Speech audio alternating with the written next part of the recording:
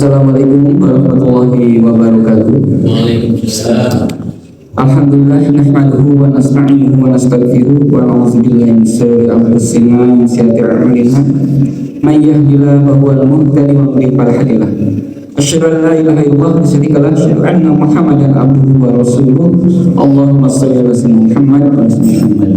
Alhamdulillah, puji dan syukur yang tentunya kita panjatkan Allah Subhanahu wa taala atas berbagai macam nikmat yang Allah berikan kepada kita setiap saat, setiap waktu, dimanapun kita berada. Curahan nikmat Allah itu senantiasa turun kepada kita, dan karena begitu banyaknya, kadang-kadang kita begitu saja dianggap suatu hal yang biasa, padahal nikmat itu begitu besar kepada kita, dan barulah kita merasakan nikmat itu besar ketika nikmat itu tidak ada, inda faqdihi. Jadi ketika tidak ada barulah kerasa. Mudah-mudahan kita senantiasa bersyukur yang berikan, termasuk pada pagi ini kita sama-sama berada di majelis ilmu, majelis yang Allah muliakan sebagai taman-taman surga, di mana turunnya rahmat Allah dan rentakannya sayap-sayap malaikat ridho terhadap yang melakukan itu. Begitu juga makhluk-makhluk memintakan ampun, yang termasuk al-khut bil bahar, yang ikan di samudra memintakan ampun kepada orang beriman. Dan Rasulullah SAW menyamakan hal itu dengan jihad fisabilillah. Man kharaja fi ini kan fisabilillah yarji'un. Salawat dan salam semoga tercurah pada Rasulullah kita Muhammad sallallahu alaihi wasallam bersama para sahabat serta umatnya sampai akhir zaman. Insyaallah pagi ini kita akan membahas mengenai hikmah dari perjalanan hidup Abu Hurairah radhiyallahu anhu, yang merupakan perawi hadis terbanyak dari sahabat. Pada suatu saat Abu Hurairah bertanya kepada Rasulullah, yang diriwayatkan dalam hadis Bukhari, an Abu Hurairah qila ya Rasulullah, man as'adun nasi bi syafa'atika yaumal qiyamah. Ya Rasulullah, siapa yang paling senang untuk mendapatkan syafaatnya engkau? Ya, syafaatnya sangat pada Nabi ya, pada yaumul kiamat. Rasulullah menjawab, kalau Rasulullah SAW, "Denantu ya Abu Hurairah, alla yas'alani an hadal hadis ahadun awala minka." Jadi Rasulullah mengatakan bahwa tidak ada yang bertanya ya sebelum engkau. Jadi ini pertanyaan pertama, pertanyaan pertama. Kenapa? Lima ra'aitu min hirsika alal hadis. Karena aku melihat kau sangat semangat, sangat bergairah, sangat semangat untuk terhadap hadis. Jadi ini kata-kata Rasulullah SAW. Dan kalau Al-Quran kan langsung Allah turun wahyu pada Rasulullah SAW mengatakan di Quran. Nah, kalau hadis itu kan ditanya ke Rasulullah biasanya kan, kalau sifatnya qauli, Rasulullah siapakah ini, Rasulullah apakah ini, bagaimana ini. Nah, itu kan keluar nanti jawaban Rasulullah, itu dicatat sebagai satu hadis. Ya, hadis qauli, hadis yang dikatakan gitu. Rasulullah menjawab di sini, as'adun nasi bisafa'ati yaumal qiyamah man qala la ilaha illallah khalisan min qalbihi wa nafsihi. Jadi yang paling bahagia nanti mendapatkan syafaatku, ya kata Rasulullah, yang berkata la ilaha illallah dengan ikhlas, dengan murni dari hatinya atau dirinya. Nah, kalau kita berbicara Abu Hurairah, ini betul-betul paling banyak meriwayatkan hadis. Jadi lebih dari 5.000 hadis. Bahkan di kitab Bukhari saja yang diriwayatkan Bukhari itu 800. Dan kalau kita baca hadis yang disebut dari sahabat itu kan radhiyallahu anhu, atau kalau misalkan ini dengan bapaknya radhiyallahu anhuma. Jadi mendoakan semoga Allah meridhoinya. Kita bayangkan berapa juta sehari lah itu di dunia ini yang melafalkan mendoakan Abu Hurairah, karena begitu banyaknya hadis. Ya, di Sahih Bukhari aja atau ini 800. Kalau kita baca di kitab-kitab yang terkenal aja, seperti misalkan Bulughul Maram, itu banyak ya Abu Hurairah radhiyallahu anhu gitu kan ya. Atau kitab-kitab yang lain ya Usulihin ada ya Abu Hurairah. Itu sering disebutkan, didoakan. Orang-orang yang mendapatkan faidah dari lipat periwayatan hadis nanti yang mendoakan sahabat. Dan berapa juta sehari? Mungkin kalau dari awal hampir 1400 tahun kitab hadis itu ada, itu senantiasa didoakan. Nah, ini adalah kemuliaan yang Allah berikan kepada seorang yang meriwayatkan hadis. Dia senantiasa dikaitkan dengan Rasulullah dan didoakan. gitu ya. Dan siapakah Abu Hurairah? Namanya juga agak ini ya, kalau misalkan gitu itu apa Hurairah gitu namanya. Itu adalah kalau bahasa Arab itu adalah tasgir. Tasgir itu dikecilkan. Kayak Abdullah jadi Ubaidillah ya, atau misalkan Hasan jadi Husain gitu ya. Hurairah itu hir kan, kucing, jadi kucing kecil gitu ya. Abu Hurairah itu bapak kucing, ya, bapak kucing kecil. Nah, beliau itu adalah bakal nama sebetulnya. Kunyah itu kan gelar ya, gelar. Jadi ada yang disebut dia itu kan disebut gelar. Gelar itu kan ada yang memberi gelar yang baik, ada juga gelar yang jelek. Kayak Abu Jahal. Abu Jahal itu kan udah jelas bapak kebodohan, kan namanya Amr bin Hisam, gitu kan ya. Nah, ini atau kadang-kadang ada didikan kepada anaknya, ya, ataupun kepada ibunya, atau kepada orang tuanya. Ibnu Khattab ya, anaknya Khattab, atau bapaknya ya Abu Thalib ya. Jadi Hiro itu nama yang ditasgir, yang dikecilkan gitu ya. Siapa sebetulnya beliau, dan beliau kenapa bisa sampai bisa meriwayatkan hadis yang begitu banyak sampai 5 ribuan hadis, padahal beliau tuh hidup dengan Rasulullah hanya kurang lebih 3 tahun. Jadi kalau kita berbicara itu kan ada kualitas, ada kuantitas gitu ya. Ada yang belajar tuh banyak, misalkan ya bertahun-tahun ya, ke Mesir juga ada yang seberapa tahun, tapi pulang mungkin hanya tidak dapat apa-apa atau sedikit. Tapi ada juga yang sedikit belajarnya berapa tahun, tapi dia mendapatkan. Ini adalah keberkahan waktu. Ya, keberkahan waktu kan. Kita juga kadang-kadang dulu dari kecil belajar bahasa Inggris berapa tahun gitu ya, dari SMP, SMA, kuliah, tapi belum berkah, mungkin belum sampai. Tapi ada juga yang belajar sebentar bisa gitu kan ya. Nah, ini juga karunia dari Allah gitu ya. Jadi Abu Hurairah itu adalah nama aslinya sebetulnya adalah Abdul Syam. Abdul Syam itu, Syam itu kan matahari ya, hamba matahari. Itu beliau pada saat itu kan orang Daus ya, kabilah Daus di Yaman. Dan ya memang masih banyak yang penyembah matahari, penyembah nama itu Abdul Syam. Kalau dulu kan ada Abdul Uzza, Abdul Lata gitu ya. Nah, ketika beliau datang ke Madinah, beliau diganti namanya. Lewat siapa beliau masuk Islam? Beliau masuk Islam itu lewat Tufail, ya, Tufail bin Amr ad-Dausi. Jadi kabilah-kabilah itu kan banyak di Jazirah Arab itu. Nah, salah satu kabilah Daus itu sebetulnya termasuk orang yang menentang pada Rasulullah. Tapi ada salah satu tokohnya yang masuk Islam. Masuk Islamnya itu juga sebelum hijrah ke Mekah, sebelum hijrah ke Madinah. Jadi ke Mekah datang dan masuk Islam Tufail itu. Tufail Amr bin ad-Dausi, orang Daus ya, kabilah Daus. Dia kembali dan mendakwahkan kaumnya. Ternyata yang menyambut itu sedikit. Salah satunya bahkan sebenarnya Abu Hurairah, katanya dari satu perkampungan itu. Kalau Abu Dzar Al-Ghifari kan datang ke Al-Ghifar banyak gitu kan ya. Kalau ini masih sedikit pada awal-awalnya itu yang mau itu. Tapi Abu Hurairah walaupun kualitas, kembali yang berbicara kualitas, walaupun hanya sedikit, segelintir orang dari kabilah Daus di Yaman itu, dia ketika mendapatkan cahaya Islam yakin, bahkan ingin hijrah. Ya, ingin hijrah dari tempat dia tinggal. Ya, karena di sekitarnya kan pada kafir, pada tidak menerima Rasulullah gitu kan. Dia ingin pindah. Nah, untuk pindah itu kan perlu biaya, perlu jalan, sampai barang-barangnya kan biasanya ditinggalkan. Jadi hanya membawa untuk perbekalan berangkat ke Madinah, ke Yasrib. Dan sampai di sini kata-kata ketika beliau datang itu orang jauh ya.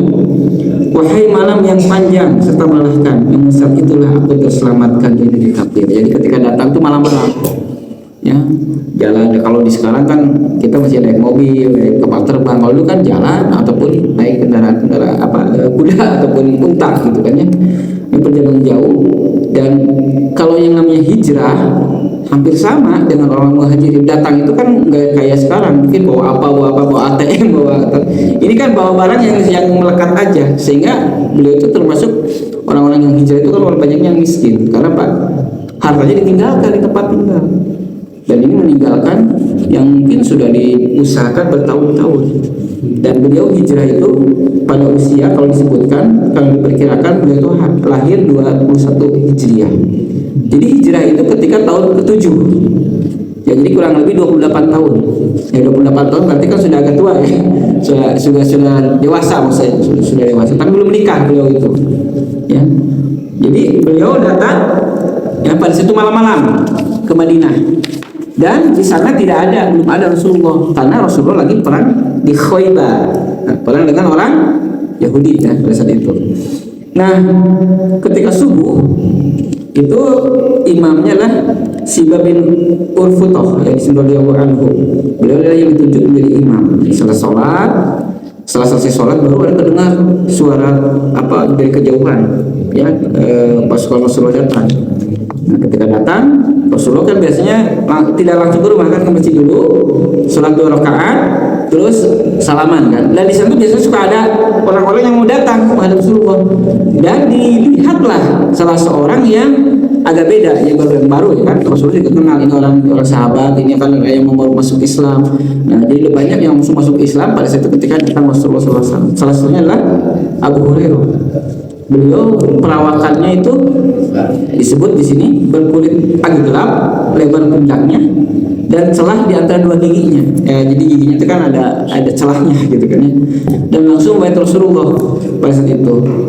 Nah, kata Rasulullah, "Man anta? Siapa kau?"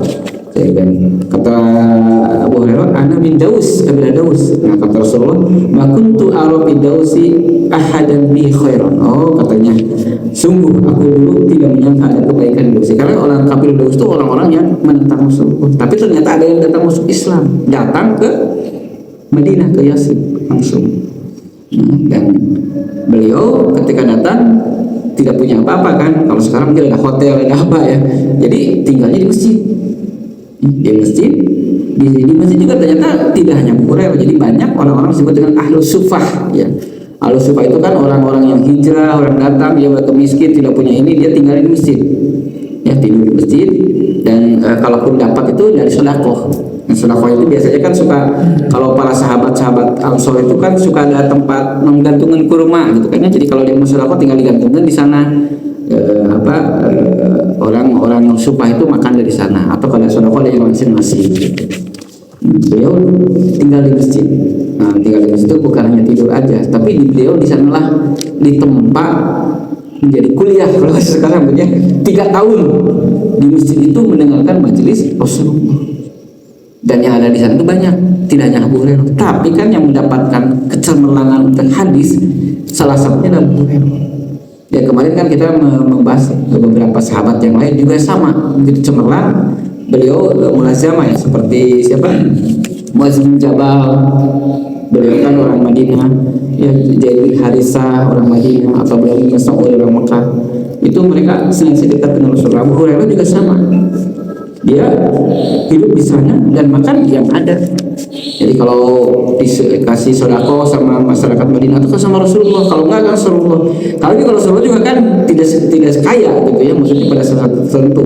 Ketika Rasulullah tidak makan, ya mereka juga tidak makan. Ya.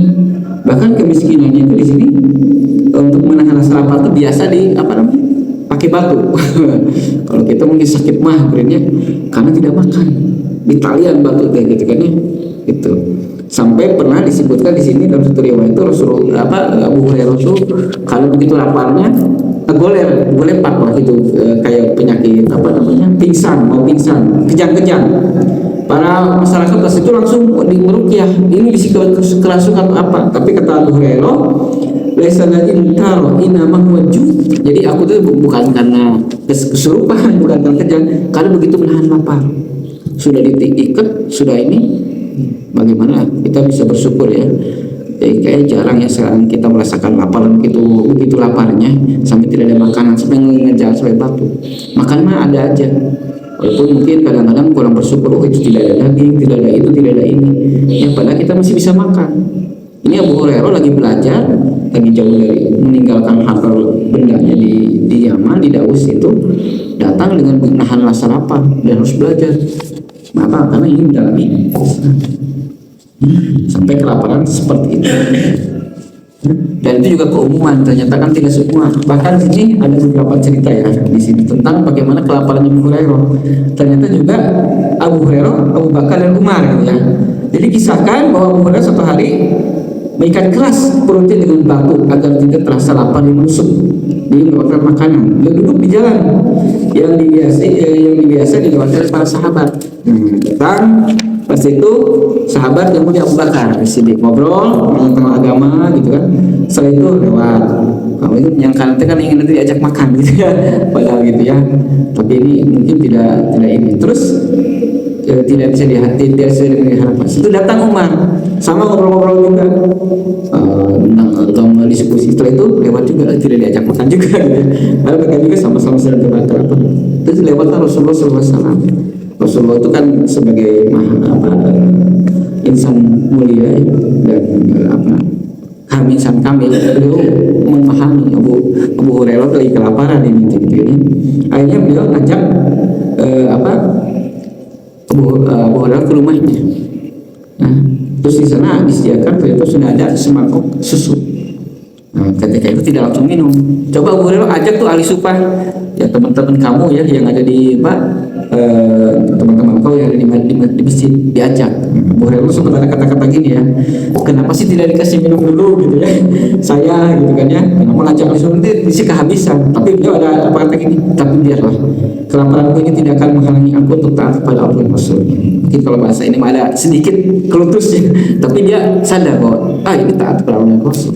Padahal sudah lapar sama sekali, makan minuman sudah ada, susu, disuruh ngajak dulu. Waduh, mau kehabisan kan manusiawi gitu ya, kan itu bisa mangkok. Sementara oleh sebab itu banyak juga gitu kan. Datanglah oleh subah dengan perang senang, menghilang mereka karena kan biasa nunggu gitu ya, karena mereka juga tidak punya pekerjaan, tidak ini. Ya. Lagi hanya beberapa bulan di sana, biasanya nanti kembali lagi ke kaumnya ya untuk mengajarkan. Nah itu minum. Sudah minum, terakhir katanya, sudah selesai, tinggal engkau dan aku. Nah, ini kan mujizat Rasulullah SAW. Abu Hurairah suruh minum sampai penuh, terus minum. Udah tidak ada lagi yang enggak katanya. Udah gitu Rasulullah baru minum. Coba Rasulullah terakhir ya gitu. Rasulullah sama mangkuk dibagi ke orang-orang sahabatnya yang ahli supah. Setelah itu Abu Hurairah sudah berdoa juga terakhir. Ini begitu hormatnya Rasulullah memuliakan sahabatnya, sehingga wajar sahabatnya itu juga sangat memuliakan Rasulullah gitu. Ini dengan minuman yang segitu saja bagaimana bisa menguatkan beliau ya Abu Hurairah itu mendapatkan keilmuan hadis. Ya kalau sekarang kan kita lihat di asrama-asrama pesantren juga banyak yang mewah gitu kan ya, makan 3 kali gitu kan, makan ada kiriman dari orang tua gitu, banyak makanan itu. Ya, kalau berlebihan, jadi tidur misalnya banyak minum, banyak makan banyak minum, banyak makan banyak minum banyak tidur gitu kan, seperti itu. Ini kita bisa melihat itu. Hanya kalau bahasa saudaranya kalau punya hati harus perih gitu ya. Dengan perih itu justru beliau dapatkan ilmu yang sangat bermanfaat ya sampai sekarang 1400 tahun kita dapatkan hadis-hadis Rasulullah SAW yang kita baca, kita amalkan ya. Beliau menjadi wasilahnya yang terus mengalir, bahkan senantiasa dibacakan namanya, senantiasa didoakan oleh orang yang membacakannya. Jadi kalau kita baca hadis sahabat itu jangan RA ya, harus disebutkan radhiyallahu anhu. Jadi agar kita mendoakan kepada beliau. Dari misalkan Ibnu Umar radhiyallahu anhu, Abdullah bin Abbas radhiyallahu anhu, Abu Hurairah radhiyallahu anhu. Nah, di sini ini juga ternyata Abu Hurairah juga bakti kepada orang tuanya, ke ibunya, karena beliau itu anak yatim. Jadi bapaknya sudah meninggal, jadi tinggal ada ibunya. Ya. Ibunya begitu baktinya, jadi pada saat ini itu sudah sangat lapar. Dia kan sering ceritanya masih kelaparan ya, gitu ya. Bagaimana beliau ingin mendapatkan keilmuan hadis sampai beliau menahan rasa laparnya. Setelah itu, ini setiap orang-orang supaya itu dipanggil, minta ke Rasulullah, dikasih. Kan Rasulullah juga makanannya sedikit, jadi hanya mengeluarkan agak kurma katanya. Itu mangkok kurma dibagi dua kurma itu. Ini dua ewang lah kalau bahasanya, 2 ewang Terus apa untuk menambah kenyangnya pakai air. Insya Allah cukup sehari. Itu kan sabda Rasulullah berkah ya. Rasulullah Abu Hurairah makannya hanya satu, yang lain berdua. Satunya disimpan. Kenapa itu kau disimpan? Gitu ya. Kenapa hanya satu? Kata Abu Hurairah, Pak, aku simpan untuk ibu. Jadi kalau lapar sama sekali juga beliau itu menyisakan untuk ibunya. Kata Rasulullah, ya udah makan tuh dua-duanya, nanti untuk ibumu saya kasih lagi. Itu begitu baktinya Abu Hurairah. Padahal ibunya pada awalnya itu seorang yang penentang Rasulullah. Karena tadi disebutkan Kabilah Daus itu kebanyakan menentang Rasulullah. Ya, sampai berkali-kali mendakwahi, ditanya, diajak-ajak tuh ibunya tidak mau masuk Islam. Bahkan sama dengan dulu kebanyakan orang kafir juga ngeluarin kata-kata yang menyakitkan ke Rasulullah, ngejek kan banyak ya yang menyebutkan majnun, dumun gitu kan ya, penyair dan lain-lain. Nah ini juga disebutkan ada mengatakan perkataan yang buruk. Sampai Abu Hurairah itu datang ke Rasulullah lagi. Ya Rasulullah, saya sudah ngajak nih ibu saya, tapi beliau kalau mencercamu sambil nangis. Nangisnya sedih ya. Gimana kan kalau orang tua dia Abu Hurairah merasakan nikmatnya Islam, nikmatnya dengan Rasulullah, ingin orang tuanya juga masuk Islam. Tapi yang keluarlah kata-kata sumpah serapah, kata-kata ejekan kepada Rasulullah. Nangis. Rasulullah minta untuk, tapi Abu Hurairah di sini tetap ya ingin ibunya masuk Islam dan beliau minta untuk mendoakan ibunya. Nah, di sini Rasulullah SAW berdoa, Allahumma hdi ummi Abi Hurairah. Ya Allah, berikan petunjuk ibunya Abu Hurairah. Nah, setelah itu mendoakan Abu Hurairah kembali lagi ke rumahnya. Nah, terus di rumahnya ternyata ibunya lagi ke air ya. Nanti tunggu dulu gitu. Yang masuk, yang pas sudah ini ternyata langsung ibunya mengatakan apa? Asyhadu an la ilaha illallah wa asyhadu anna Muhammadar Rasulullah. Itu kan maknanya doa Rasulullah SAW. Dan juga usaha kerasnya dari Abu Hurairah untuk mengajak ibunya. Ini setelah itu mendengar bersyahadat, tadi makan lagi nyaci maki, sekarang masuk Islam. Akhirnya Abu Hurairah datang juga ke Rasulullah menangis, dan sekarang nangis haru. Ya Rasulullah, alhamdulillah sekarang ibu saya sudah masuk Islam. Nah, tidak berhenti di sini, minta lagi doa kepada Rasulullah SAW. Dan Rasulullah mendoakan juga, ya Allah jadikanlah hambamu ini Abu Hurairah dan ibunya sekarang orang yang dicintai oleh kaum muslimin dan berduanya cinta kepada kaum muslimin. Jadi kita tuh sunnahnya memang kalau ketemu orang-orang soleh, ketemu orang-orang yang punya ilmu, ulama, itu minta doa ya. Doa-doa baik untuk kita atau anak kita atau keluarga kita ya. Kalau biasanya kalau anak kecil bukan suka anak kecil ini minta doanya ya. Bukan hal-hal yang lain, karena salah satu yang bisa makbul adalah orang-orang yang soleh. Jelas Rasulullah kan sebagai para nabi ini dengan sering minta doa gitu kan ya. Banyak cerita-cerita ya dari sahabat yang mereka mendoakan itu langsung kan, orang tuanya siapa, Anas bin Malik minta doa, Ibnu Abbas minta doa dan dikabulkan. Itu adalah cerita bagaimana akhirnya orang yang berbakti pada orang tua ini bisa menarik orang tua untuk masuk Islam. Dan semangat beliau dalam hadis itu yang sampai tadi dikatakan 5 ribuan hadis ya. Karena hadis itu kan bisa qauli yang berdasarkan kata-kata kalau Rasulullah SAW, atau juga bisa amali. Amal itu di sifatnya pengamatan. Dia perilaku Rasulullah duduk nih sholatnya seperti ini, sujudnya seperti ini. Itu dilihat oleh sahabat kan. Ya, atau Rasulullah minum misalkan pakai tangan kanan itu ini kan ya, atau ketika ruku beliau lurusnya itu amali.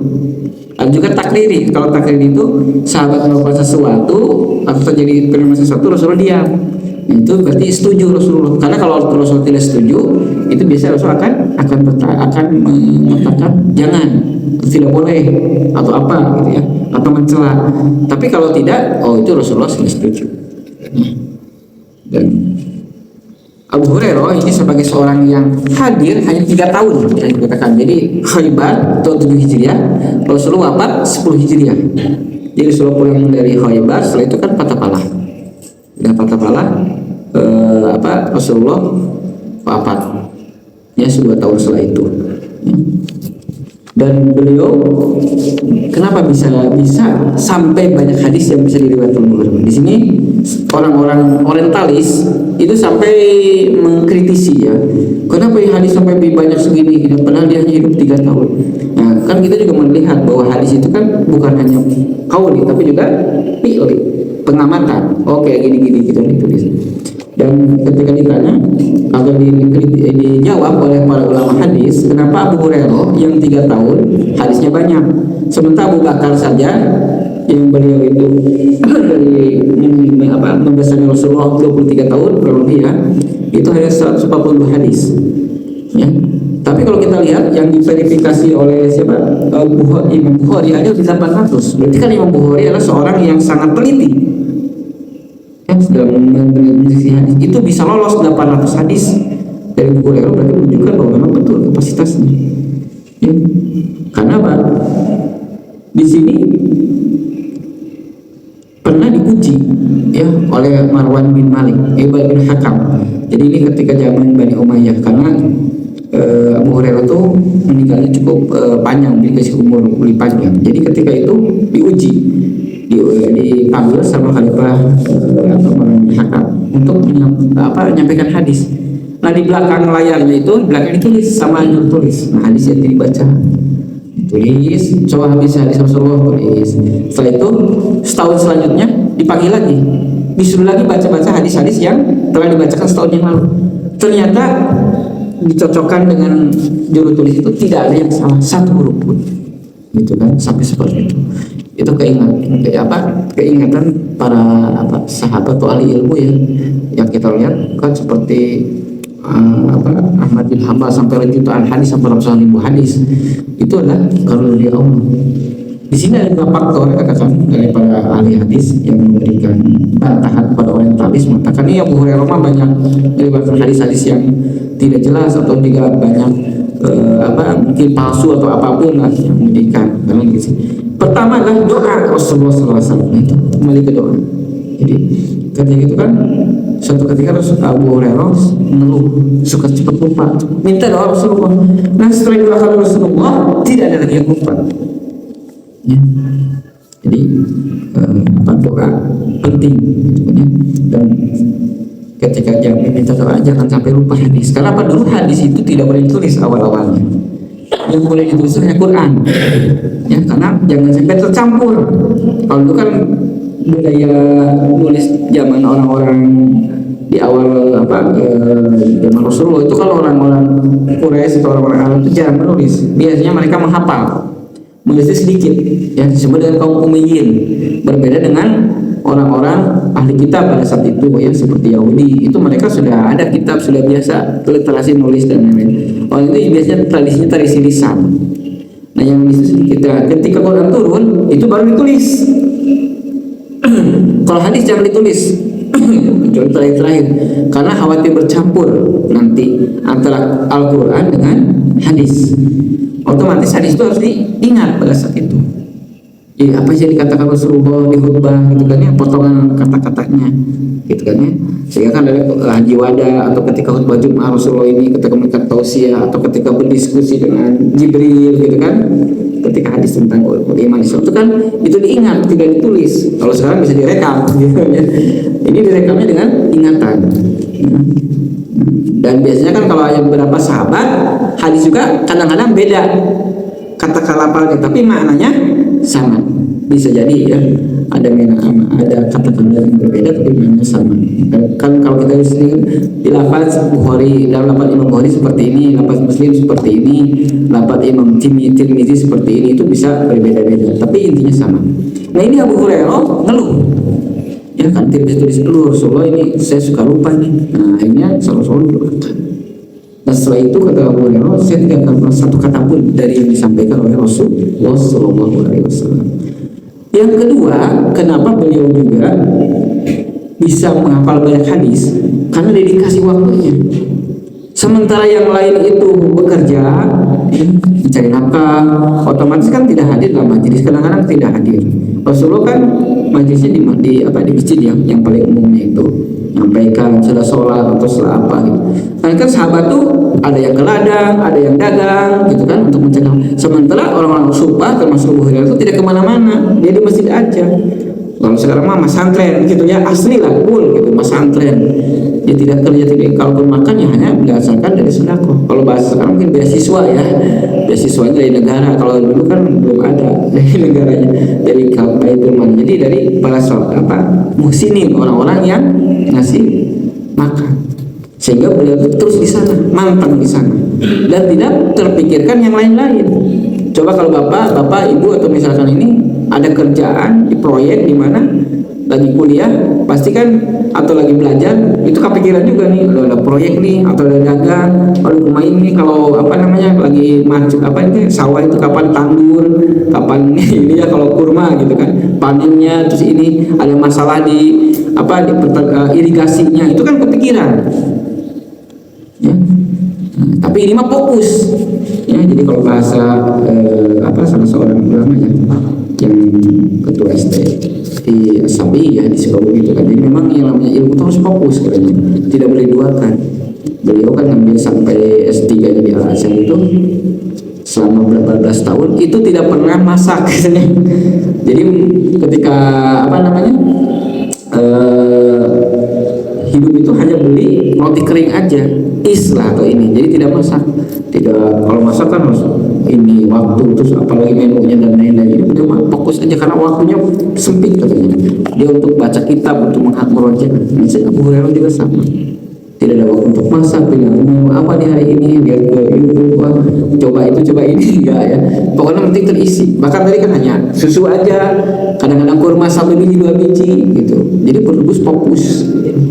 Sehingga wajar beliau itu mendapatkan banyak, walaupun hanya 3 tahun, karena full ya mulai zaman dengan Rasulullah SAW di masjid Nabawi ya. Inilah yang beliau akhirnya bisa mendapatkan hadis yang banyak. Dan ketika beliau melakukan para sahabat melakukan penyebaran dakwah ya sampai ke Persia, ke rumah Abu Hurairah termasuk orang yang ikut penyebaran dakwahnya ke Persia ya, ikut di bawah Salman Al-Farisi dan Abu Rahman bin Rabi'ah ya Abdurrahman bin Rabi'ah itu yang 5-nya dia menyebarkan. Jadi dia juga tidak diam aja hadis, tapi ketika ada panggilan untuk peperangan dia ikut gitu kan ya.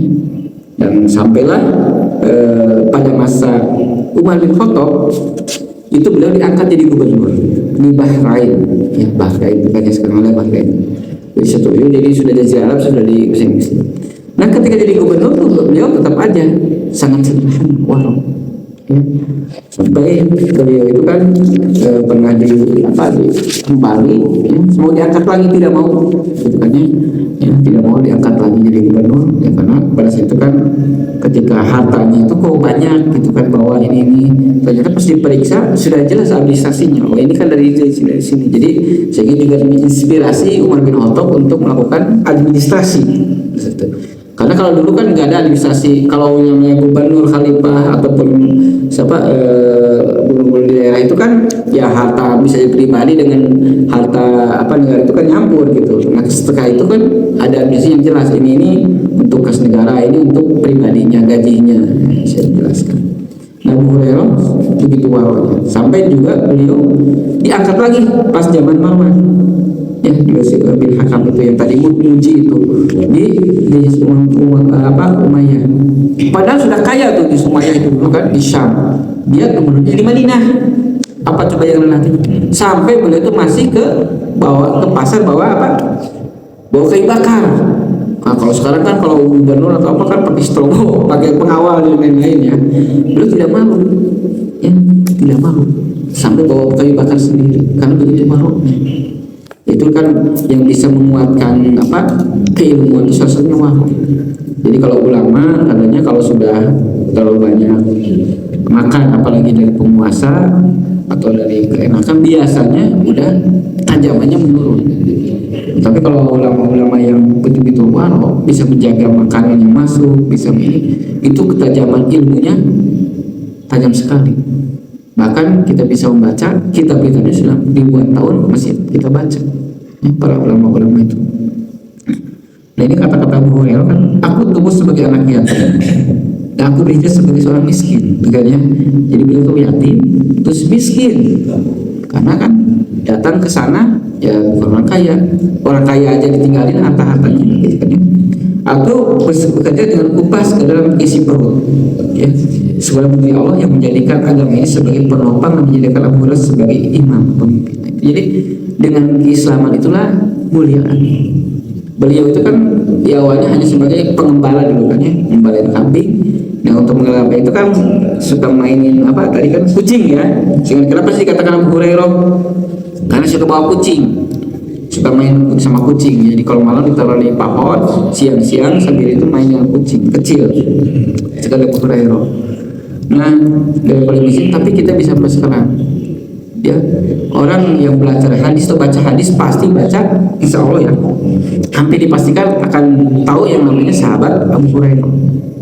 Nah, di kitab-kitab yang dibaca atau populer di masyarakat ya, seperti Bulughul Maram di fikih, Riyadhus Shalihin di masalah akhlak, itu ada Abu Hurairah di hadis-hadisnya. Abu Hurairah radhiyallahu anhu. Sehari saya yakin bisa jutaan gitu ya orang, atau bisa ratusan ribu mungkin orang yang membaca mendoakan seorang itu, dan tingkat derajatnya sampai sedemikian sahabat yang paling banyak hafal hadis. Padahal beliau itu hanya 3 tahun, bandingkan dengan orang yang datang atau yang masuk Islam dari dari Mekah 23 tahun, atau yang dari Star Madinah. Di Madinah berarti kan 10 tahun. Itu kan Anas bin Malik itu adalah salah satu sahabat yang ketika kecil itu langsung dijadikan khodim ya, pembantu Rasulullah itu, dan dia hidup 10 tahun langsung dengan Rasulullah di rumahnya ya, jadi pembantunya. Tapi kalau bisa hadis masih kalah sama Abu Hurairah gitu kan ya. Ini kan kemuliaan yang Allah berikan kepada seseorang itu memang tidak pilih-pilih gitu ya. Artinya tidak ada keturunan, bukan keturunan. Dia kalau kabilah Daus yang justru mayoritas tentang Rasulullah. Itu kan bukan pendukung Rasulullah pada saat awal-awal itu.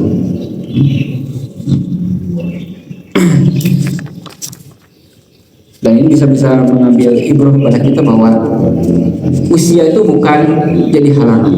Jadi setelah belajar hadisnya Abu Hurairah berapa tahun? 28 tahun. Kalau sekarang itu 28 tahun, kalau S1 aja sekarang rata-rata lulusnya 22 ya. 23 tahun. Ini 28 tahun baru setelah belajar hadis. Belajar dari Rasulullah. Kalau sebelumnya kan Anas bin Malik 10 tahun, Zaid bin Harisah, Zaid bin Sabit itu 18 tahun, itu masih muda-muda. Ini mah sudah lebih tua, 28 tahun. Jadi selengkap lah para sahabat itu. Ada yang start dari awal sejak kecil, ada yang dibimbing dari awal seperti Abdullah bin Umar dari keluarga Umar, Abdullah bin Abbas dari Abbas. Ini mah sudah relatif tua. Jadi kalau 28 tahun itu sudah, kalau sekarang mungkin sudah S2, tapi ini baru start, dan 3 tahun ya, akhirnya mendapatkan pendidikan. Dan beliau diberikan umur panjang sampai 78 tahun. Jadi sekitar 47 tahun setelah Rasulullah wafat. Jadi pada saat itu beliau ada majelis ilmu sunnah untuk menyampaikan kepada orang-orang yang datang, khususnya para tabi'in. Kan orang sahabat juga bahkan datang sama-sama nanyain hadis. Terus juga tabi'in yang tidak ketemu dengan Rasulullah belajar ke majelis Abu Hurairah. 47 tahun mengajar. Walaupun beliau itu sempat juga jadi gubernur tadinya. Dan ketika meninggal di tahun 57 Hijriah ya, karena beliau itu wafatnya karena sakit, yang meninggal di Madinah dan dimakamkan di Baqi. Ini apa yang dikatakan oleh Abdullah bin Umar, katakannya bahwa ketika mengiringi jenazahnya beliau mengatakan orang ini adalah orang yang paling hafal hadis Rasulullah SAW. Abdullah bin Umar juga yang merupakan putra Umar bin Khattab, kan beliau juga banyak lebih hadis, tapi masih kalah sama Abu Hurairah. Mengakui bahwa Abu Hurairah yang lebih banyak meriwayatkan hadis. Dan dengan manfaat dari hadis itu kan kita bisa dapatkan, hadis itu kan fungsinya adalah memperkuat Quran, sama memperkuat Quran, katakan A, B, C itu diperkuat oleh hadis. Yang kedua itu menjelaskan. Jadi ada juga penjelasan-penjelasan dari hadis dari Quran seperti sholat. Kalau kita bicara di sholat di Quran itu kan tidak terlalu jelas gimana sih rukun ininya, gimana cara rukun itu dijelaskan dalam hadis. Nih kalau rukun gini, sujud gini, ya. Sehingga kita bisa melaksanakan ibadah dengan benar. Haji itu kan mungkin seperti apa itu dijelaskan di hadis, dia penjelasan. Bahkan yang ketiga itu hadis juga bisa menambahkan hukum baru yang tidak ada dalam Quran. Contohnya misalkan dalam masalah bangkai, innama al-kubul maitata. Jadi kalau dalam Quran kan sesungguhnya bangkai itu sudah diharamkan. Tapi di hadis kan disebutkan uhilana maitatani. Ada dua bangkai yang dihalalkan. Apa? Al-hut wal jarod. Hut itu apa? Ikan dan belalang. Yang belalang itu serangga nantinya. Nah kalau kita hanya pegang Al-Quran saja, kita tidak bisa makan teri. Karena teri itu kan gak disembelih, itu matinya langsung, atau tongkol gitu kan, gak ada sembelihan ikan tongkol itu kan udah mati di di kapal itu ketika diambil gitu. Tapi kan di hadis ditambahkan bahwa ada pengecualian ini yang bangkai itu yang boleh dimakan, yaitu ikan dan belalang. Ya. Sehingga ada penambahan pengayaan ya dalam termasuk warisan dan lain-lainnya.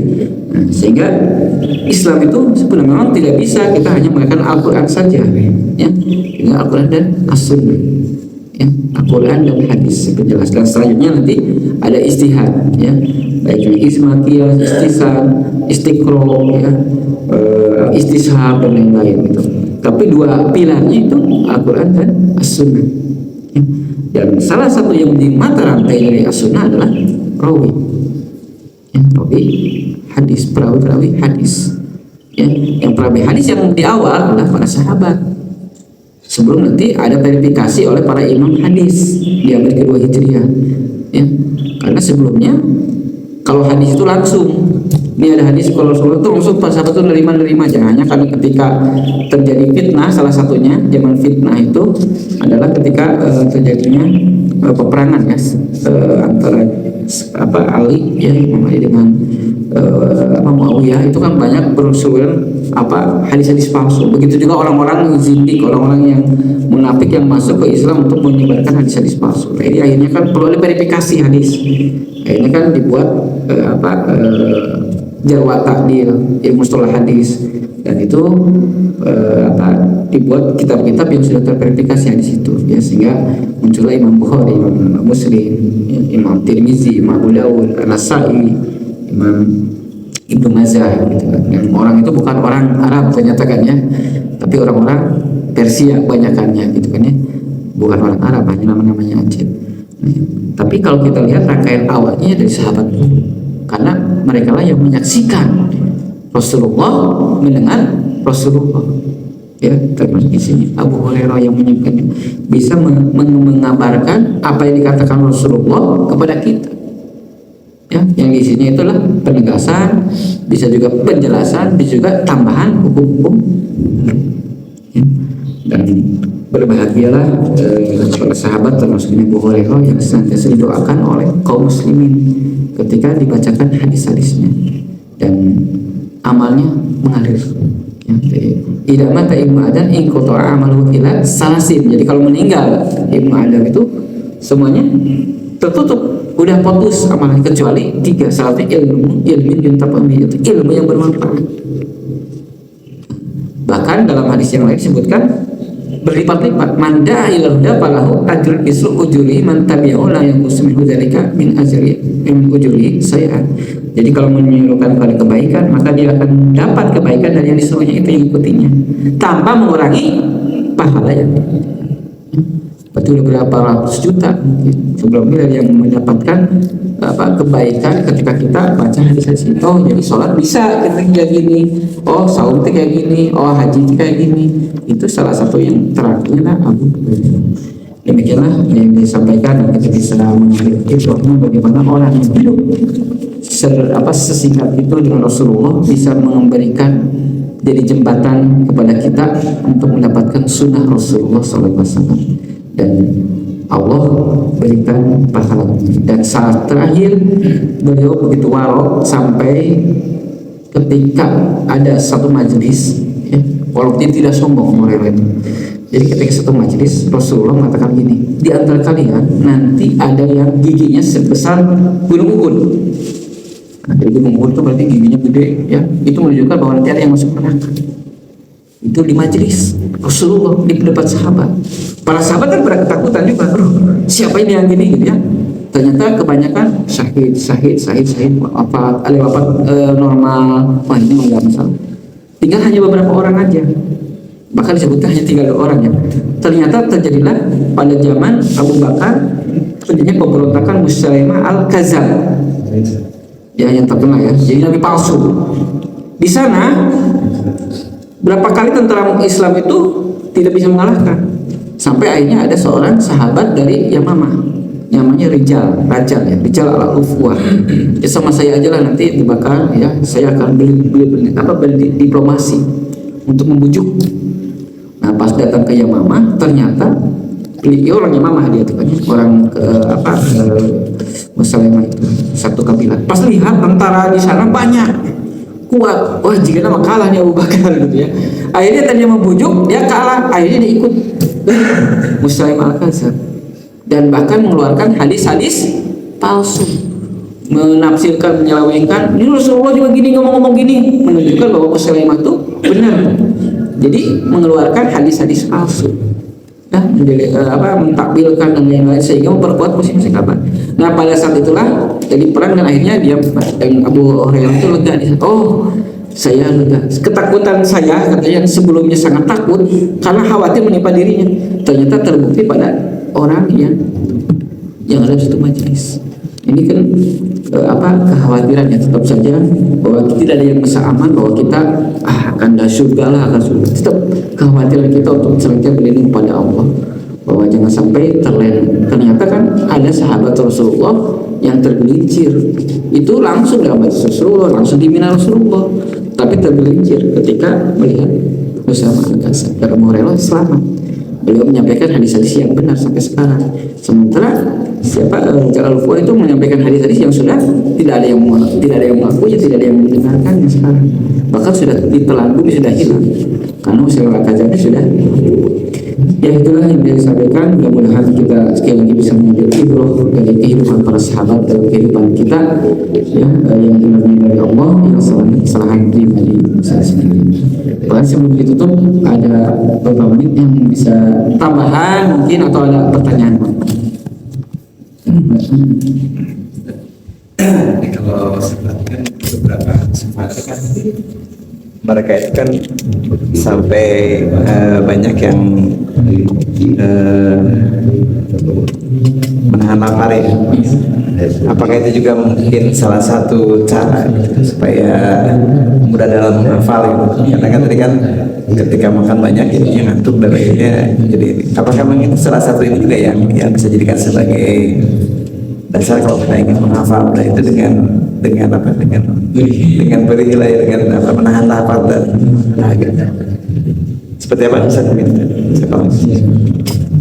Memang kan kalau kita lihat para ulama-ulama, kita berbicara dalam masalah ilmu dalam diri Islam, dalam Islam gitu.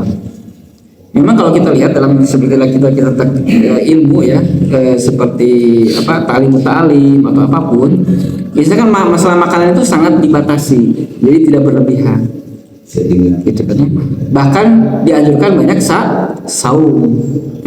Memangnya mau berat gitu ya biasanya kan, karena kita tuh kan biasanya ingin makannya lebih banyak gitu kan, apalagi kalau enak-enak.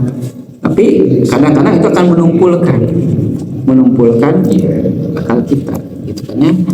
Tadi kan ada ungkapan banyak makan banyak minum, banyak makan banyak minum banyak tidur gitu kan ya.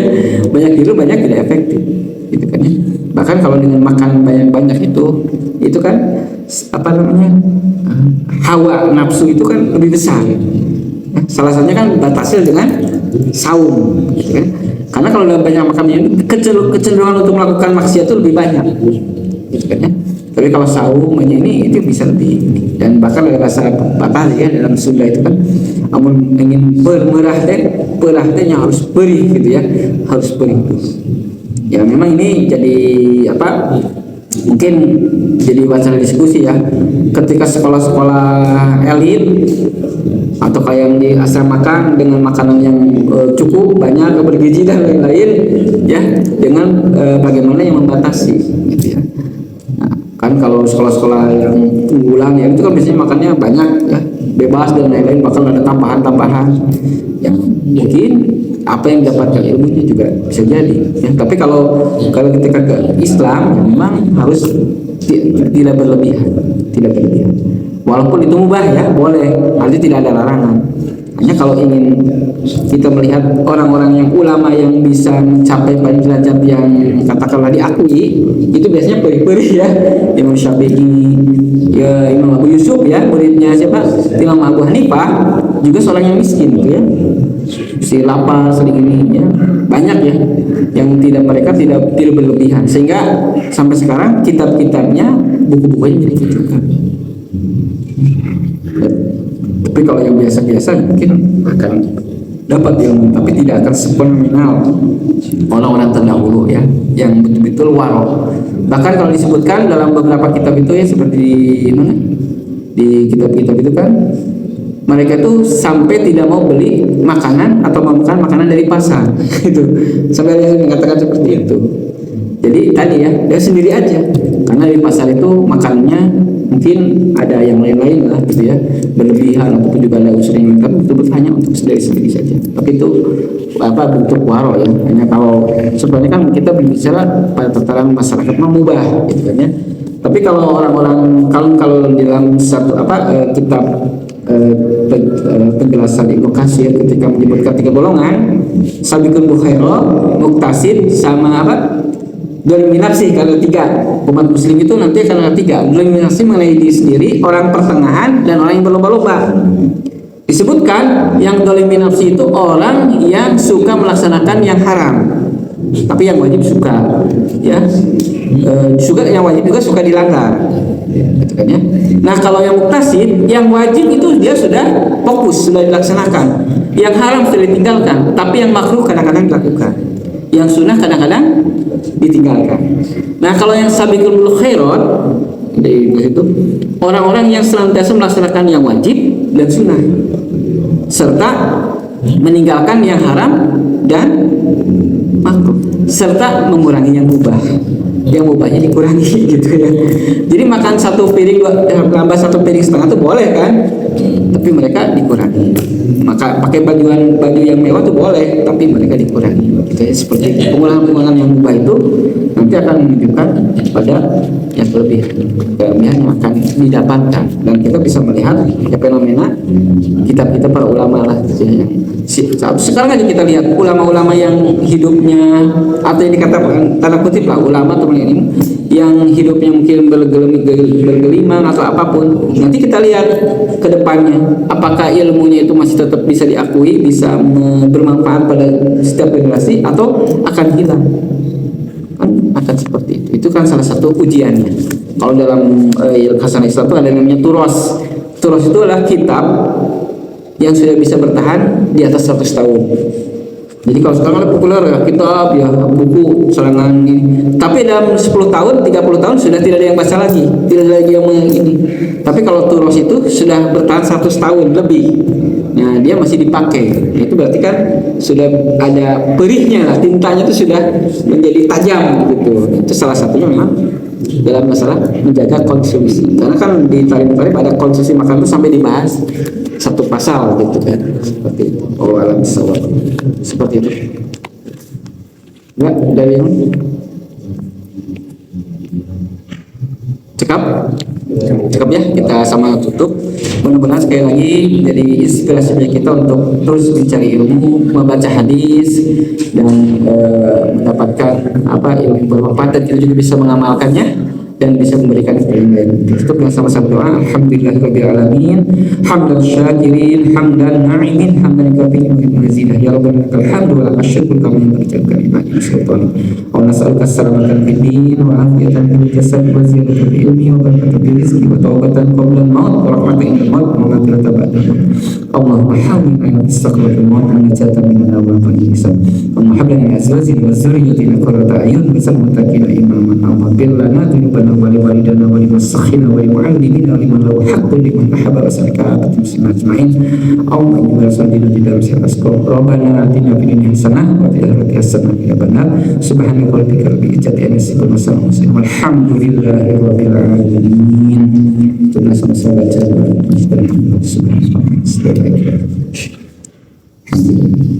Assalamualaikum warahmatullahi wabarakatuh.